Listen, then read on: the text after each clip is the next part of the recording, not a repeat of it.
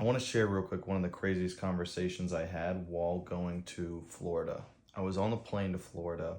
I'm about to put my headphones on, just get in my groove. Didn't have much sleep before, so I'm just headphones on, listen to music. Before I even get a chance, this dude says, "What's up?" And I sit there for a second. I'm like, "What, bro? Like, I'm just trying to chill. Like, what are you talking about?"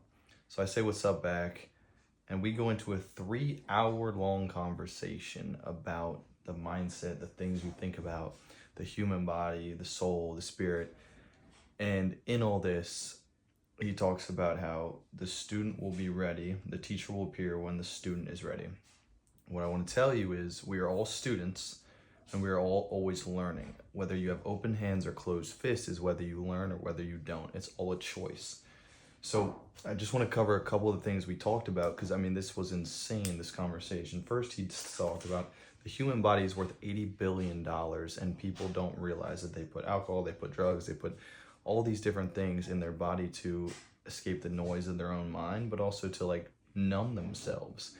But if you knew your body was worth $80 billion, how much different would you treat it? You'd be outside, you'd be exercising, you'd be drinking water, you'd be doing the things to keep this body who it is. Clock and counter was the next thing he talked about. He said, the US, the States has everything. We have everything. We got money, we got this, we got that, but we always are looking at the clock and at the calendar. What's the next event? What's this? What's that? We're never right here. We're never right present. Life is made up of the present moments consistently over and over and over again, and we're always living in the future.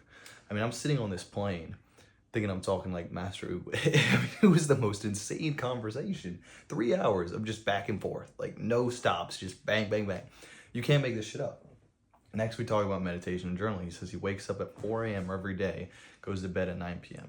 It's 10 minutes of journaling, 5-10 minutes of meditation. He said it doesn't really matter. Just be with your thoughts, be present in the moment. Almost the way I imagine it, the way I look at it is you're putting on armor, right? Before you go out into the day. You're being at peace with your mind, you're being at peace with your thoughts, you're writing things down, and then you go into the day and you have armor in case people say things or things happen, life happens, but you have armor on and you're ready to attack. If you're broke, there's a reason. If you're fat, there's a reason. If you're not where you want to be, there's a reason. We're exactly where we're meant to be based on the choices we have made prior. All the choices you have made have led you to the exact point in your life watching this video right now. So if you don't like where you are right now, start making choices that are different than what you're doing. But the other piece is if you are any of these, if you're broke, if you're fat, if you're not where you want to be, you almost get into that victimhood of I don't have this because of that, or I don't have this because of this. But think about a person who does that, right? They're over here. The people that have things are all over here. Do any of these people want to go hang out with them? No, because this person is always just like shit-faced and being stupid and annoying and like not being the person. They're not attracting anything, right? You are what you attract. So if you don't do the work within yourself, you will never get to where you want to be. People are always looking externally, but never internally. It talks about the mirrors too, right? Like we have so many mirrors now. I don't know if God, the universe, was ever meant for us to have all these because we're constantly looking at ourselves in the mirror. We don't need to look at ourselves as much as we do because we're constantly judging ourselves. We need to look internally, but not at how big and how, like, we need to look internally in who we are as people, who we are as characters, and then make the adjustments to become better and attract more, right? The impediment to action advances action, which stands in the way becomes the way. So everything that's in the way, the hesitation is going to push you in the way depending on if you make the action steps. So back to what we were talking about. If you're not where you want to be, it's because you're not taking action. You're not taking that leap of faith in yourself. It's not just money or finances or food or being broke or bad. It's everything. It's all intertwined. This is where we got even to another level though. So we have flesh, right? We have our flesh, human flesh. But he talked about there's multiple dimensions of Earth. Like Earth is not the last stop. So if Earth is not the last stop, we're all running this rat race for nothing, right? But if you look at it in that way, you'll become very kind of negative in your outlook because it's all for nothing. But it's not for nothing if you can shift your perspective to it's for each other.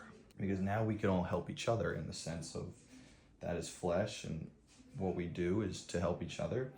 Then we move to religion, right? So religion is a great piece, but it's all very similar in the way that we're all looking at one God.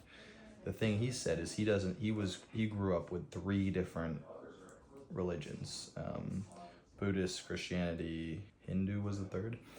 And he talks about, I don't really believe in any of those 3. I rather believe in the soul and how we're all connected. And this is where we went into the soul moves through time and space and is not just here on earth. The flesh is here on earth. The religion is here on earth.